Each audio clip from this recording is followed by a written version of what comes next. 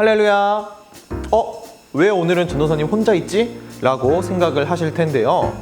지난주까지 해서 사도행전 말씀을 다 보고 이제는 주니어와 팀즈가 분리해서 예배를 진행하게 될 것입니다. 오늘부터는 전도사님이 혼자 이렇게 말씀을 전하게 될 텐데요. 가끔 특별 게스트도 모실 수 있으니까 한번 기대해 주시기 바랍니다. 그리고 이제 사회적 거리두기 단계가 2단계로 낮춰졌기 때문에 전체 예배석의 20%의 인원이 예배를 드릴 수 있게 됐어요. 그래서 어른들 같은 경우는, 우리 부모님 같은 경우는 한 50명 정도까지 예배를 드릴 수 있게 되었고, 이제 교회 학교도 현장에서 예배를 드릴 수 있게 되었습니다. 예전처럼 방역 원칙을 잘 지키는 전제 하에 우리가 예배를 잘 드릴 테니까 안심하고 와주셔도 되고, 저는 아직 조금은 부담스러워요, 조금 더 조심하고 싶어요 라고 생각이 드는 친구들은 온라인으로도 계속 예배가 올라갈 예정이니까 온라인으로도 예배를 잘 드려주시기 바랍니다. 그러면 오늘은 어떤 말씀이 우리를 기다리고 있을지 한번 들어봅시다. 여러분, 기독교에서 정말 중요하게 지켜지는 절기가 바로 오늘부터 시작이 되는데요. 혹시 여러분 어떤 절기인지 아시나요? 먼저 절기가 뭐냐면은 쉽게 말해서 기념일이라고 말할 수 있을 것 같아요. 마치 우리가 지난주에 있었던 설날처럼, 그리고 추석 같은, 또 발렌타인데이 이런 기념일처럼 교회에서 지켜지는 그러한 기념일이 있는데 그걸 바로 절기라고 해요. 그래서 오늘부터 시작되는 절기가 무엇이냐면 바로 사순절이라고 하는 절기가 시작이 됩니다. 아마 많이 들어보셨을 거예요. 근데 사순절이 정확히 어떤 건지 모르는 친구들이 있을 수 있으니 간단하게 설명을 해 드릴게요. 먼저 사순절에서 사순이라는 것은 숫자 40을 뜻해요. 다시 말해서 사순절이라는 것은 40일 동안에 지켜지는 절기다 라고 하는 것이죠. 그런데 어떤 40일을 말하냐? 바로 부활절 전까지의 40일을 말합니다. 부활절은 어떤 날이죠? 예수님께서 부활하신 날을 기념하는 날이 바로 부활절이죠. 그러면 40일, 그 사순절은 어떤 날이냐?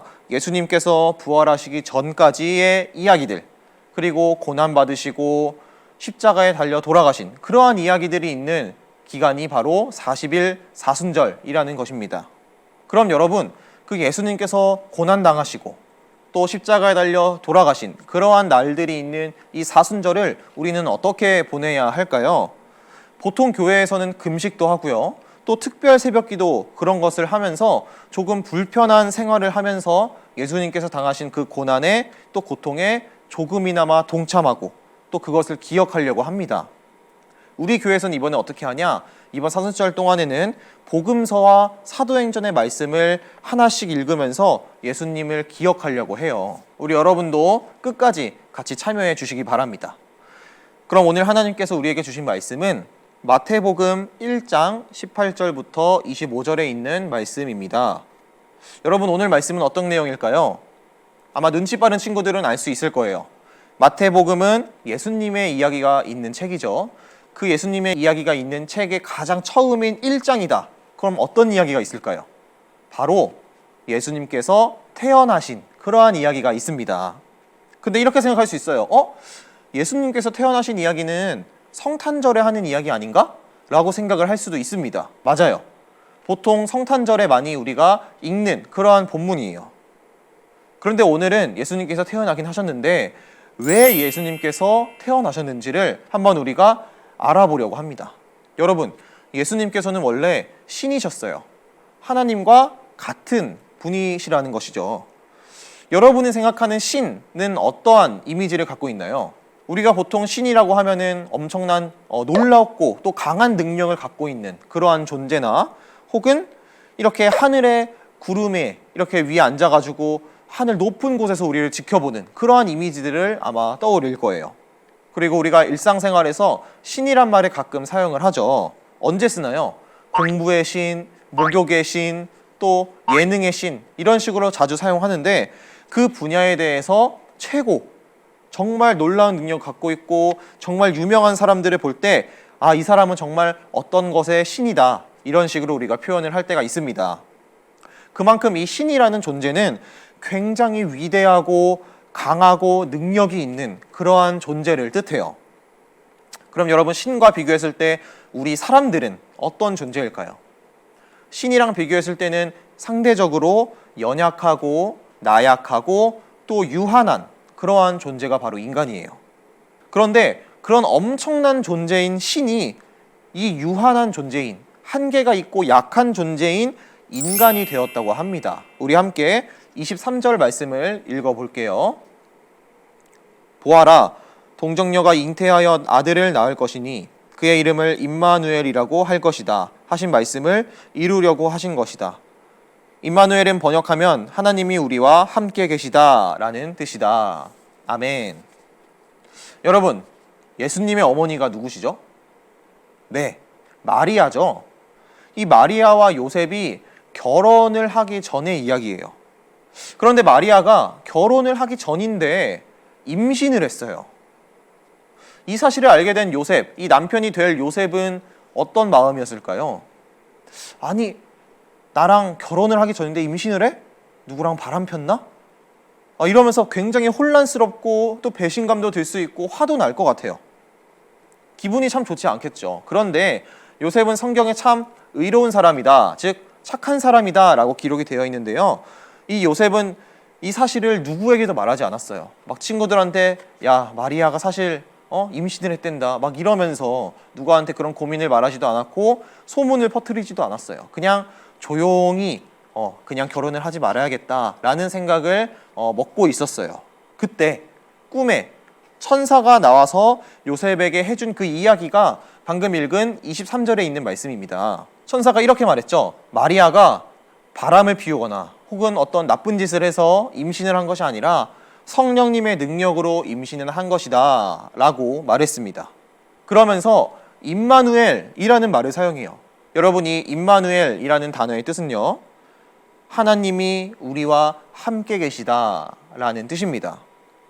다시 말해서 이 신인 하나님께서 인간의 모습으로 이 땅에 오셨다는 거예요. 그러면 하나님께서는 굳이 왜 연약한 인간의 모습으로 이 땅에 태어나셨을까요? 우리 한번 21절 말씀을 읽어보겠습니다. 마리아가 아들을 낳을 것이니 너는 그 이름을 예수라고 하여라. 그가 자기 백성을 그들의 죄에서 구원하실 것이다. 아멘. 천사는 요셉에게 이 성령님의 능력으로 임신한 마리아가 낳을 그 아들의 이름을 예수라고 지으라고 말을 했어요. 예수의 이름의 뜻은 바로 구원자라는 뜻인데, 하나님께서는 하나님의 백성인 우리 모두를 죄에서 구원하시기 위해서 바로 인간의 몸으로 이 땅에 오셨다는 거예요.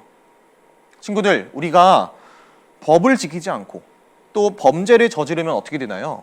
재판을 받고 또 그 죄에 맞는 벌을 받게 될 거예요. 감옥에 갈 수도 있고 벌금을 낼 수도 있고 사형에 처할 수도 있게 되겠죠. 그런데 이 세상의 법이 아니라 하나님 나라의 법에 의하면 죄인인 우리는 모두 벌을 받게 되는데, 어떤 벌을 받게 되냐? 바로 사망, 죽는 벌을 받게 돼요. 근데 우리는 모두 죽지 않나요? 맞습니다. 그냥 죽는 게 아니라 지옥에 가는 벌을 받게 된다는 거예요. 하나님께서는 그런 우리가 그런 벌을 받지 않게 하기 위해서 바로 이 땅에 오신 거예요. 그런데 여러분, 왜 굳이 인간의 몸으로 오셨을까요? 바로 하나님께서는 우리를 사랑하시기 때문이에요. 그런데 한번 생각해 보세요. 여러분 아마 강아지 좋아하는 친구들 참 많을 거예요. 집에 강아지 키우는 친구들도 있을 건데, 강아지를 아무리 사랑한다고 하더라도 그 강아지 집에서 함께 잠을 자고 그 강아지처럼 네 발로 기어다니고 강아지가 먹는 사료를 함께 먹는 그러한 사람은 아무도 없을 거예요. 이 비유가 조금 극단적으로 들릴 수도 있겠지만, 신이신 하나님께서 인간의 몸을 입으셨다, 그리고 이 땅에 태어나셨다는 것은요, 그만큼 엄청난 사건이라는 거예요. 정말 이해할 수 없는 그러한 사건이라는 거예요. 그리고 그만큼 그런 엄청난 사건을 일으킬 만큼 우리를 사랑하신다라는 것입니다. 하나님께서 우리를 얼마나 사랑하시는지 조금 느껴지시나요? 예수님께서는요, 우리를 너무너무 사랑하셔서 인간의 몸으로 이 땅에 태어나셨습니다. 그리고 우리를 죄에서 구원하시기 위해서 이 땅에 오셨어요. 오늘은 예수님께서 왜 인간의 몸으로 이 땅에 오셨는지를 함께 알아봤습니다. 그리고 앞으로 5주 동안 사순절 기간이 계속될 텐데 이 기간 동안에는 예수님께서 우리를 얼마나 사랑하시는지, 그래서 우리를 사랑하시는 예수님께서 어떤 일들을 하셨는지를 우리가 함께 보려고 해요. 여러분도 이 사순절 기간 동안 성경 읽기도 한번 꾸준히 시작을 해보시고 또 예수님의 사랑도 더욱 많이 느끼게 되는 그런 주니어 친구들이 되기를 소망합니다. 전도사님이 그러면 기도할게요. 하나님 감사합니다. 오늘 말씀을 통해서 우리 주니어 친구들이 하나님께서 우리를 얼마나 사랑하시는지 알게 되었습니다. 그리고 왜 인간의 모습으로 이 땅에 오셨는지도 알게 되었습니다. 하나님께서 이 땅에 오신 이유는 바로 우리를 너무나 사랑하셔서 우리를 죄에서 구원하시기 위해 이 땅에 오셨음을 우리가 이제 알게 되었습니다. 이것을 알고 하나님께서 나를 얼마나 사랑하는지를 깨닫는 우리 주니어 친구들 되게 하시고, 또 앞으로 시작되는 사순절 기간 동안 우리 복음서와 사도행전의 말씀을 읽으며 예수님의 사랑을 더욱더 크게 느끼는 우리 주니어 친구들 될 수 있게 해주세요. 또 앞으로 일주일 동안도 건강을 지켜주시고 어디를 가든지 안전하게 지켜주세요. 감사합니다. 예수님의 이름으로 기도드렸습니다. 아멘. 자, 여러분 말씀을 잘 들으셨나요? 우리 위블리가 새롭게 바뀌었습니다. 이렇게 좀 나름 색깔도 좀 바뀌고 내용도 조금 바뀌었는데 한번 설명을 해드리려고 또 전도사님이 이렇게 나왔어요. 특별히 바뀐 점은 뭐냐? 이렇게 저학년용과 고학년용이 나눠졌다라는 점이 새롭게 바뀌었습니다. 그리고 이제 위블리를 보시면은 이번 주 본문은 어디입니다 라고 이렇게 짧게만 적혀 있고요. 또 예배를 드리고 다음 질문에 답해보세요 라는 것에 질문이 또 이렇게 밑에 나와 있어요. 거기에 대한 질문은 최대한 여러분이 예배를 드렸다면 또 말씀을 들었다면 반드시 대답할 수 있는 문제이니까요. 한번 생각해 보시고 대답을 해 보시기 바랍니다. 그리고 우리가 요즘에 교회에서 성경 읽기를 하고 있죠. 집에서 부모님들도 읽고 계실 테고 또 여러분들도 계속 읽고 있을 거라 생각이 드는데 그 성경 읽기에 맞춰서 위블리가 또 새롭게 바뀌었습니다. 우리 저학년 친구들 같은 경우에는 성경에 글씨가 너무 많아요, 너무 어려워요, 이렇게 어려워할 수 있기 때문에 만화성경, 집에 있는 만화성경으로도 여러분 읽어도 좋아요. 그래서 저학년 친구들은 어떻게 하냐, 한 주 동안 읽은 말씀 혹은 만화성경을 가지고 가장 기억에 남는 장면을 그림으로 한번 그려보세요. 그리고 그 밑에 이 장면이 어떤 장면인지 여러분의 언어로 한번 설명을 해 주시면 좋을 것 같아요. 그리고 고학년 친구들 같은 경우에는 그날 읽은 말씀, 매일매일 읽은 말씀 중에서 가장 기억에 남고 나에게 은혜가 되었다라는 말씀을 적어보시면 됩니다. 예를 들어서 월요일에는 마태복음 1장에서 3장 말씀인데요. 나는 마태복음 1장 21절 말씀이 가장 기억에 남는다 라고 생각이 되면은 그 말씀을 이렇게 쭉 적어 주시면 됩니다. 여러분 끝까지 우리 함께 할 수 있을 거라 생각을 합니다. 그러면 우리 함께 주님이 가르쳐 주신 기도로 예배를 마치도록 하겠습니다. 하늘에 계신 우리 아버지여, 이름이 거룩히 여김을 받으시오며 나라가 임하시오며 뜻이 하늘에서 이루어진 것 같이 땅에서도 이루어지이다. 오늘 우리에게 일용할 양식을 주시옵고 우리가 우리에게 죄 지은 자를 사하여 준 것 같이 우리 죄를 사하여 주시옵고 우리를 시험에 들게 하지 마시옵고 다만 악에서 구하옵소서. 나라와 권세와 영광이 아버지께 영원히 있사옵나이다. 아멘.